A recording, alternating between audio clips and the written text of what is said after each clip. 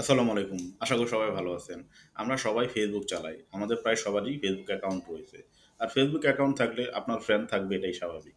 তো অনেক ক্ষেত্রে দেখা যায় আপনার টাইমলাইনে আপনি কোনো কিছু পোস্ট করেন নাই কিন্তু আপনার বন্ধুরা পোস্ট করে আপনাকে ট্যাগ দিছে। আর আপনাকে ট্যাগ দেওয়ার ফলে তার পোস্টটা আপনার টাইমলাইনে চলে আসছে। যা অনেকের কাছে বিরক্তকর। এই টেক পোস্টগুলো যদি আপনি বন্ধ করতে চান তাহলে আজকের ভিডিও আপনার জন্য।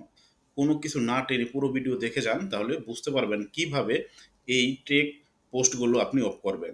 তো মূল ভিডিওতে আমি দেখিয়ে দিচ্ছি। চলুন মূল ভিডিওতে চলে যাই। আপনাকে যেন কেউ ট্র্যাক না করতে পারে এটা বন্ধ করার জন্য প্রথমত আপনি আপনার ফেসবুক অ্যাকাউন্টে যাবেন।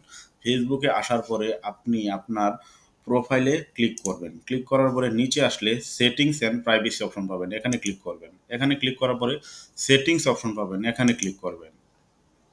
সেটিংসে ক্লিক করলে আপনি এই ইন্টারফেসটা পাবেন। এখানে বেশ কিছু অপশন আছে, আপনি একটু নিচের দিকে আসেন।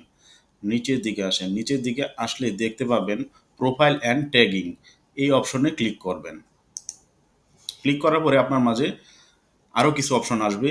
আমার ওখানে যে ইন্টারফেসটা দেখাচ্ছে আপনার ওখানেও সেটা দেখাবে। তো একটু নিচের দিকে আসেন। নিচের দিকে আসলে একটা অপশন পাবেন, let any one take you.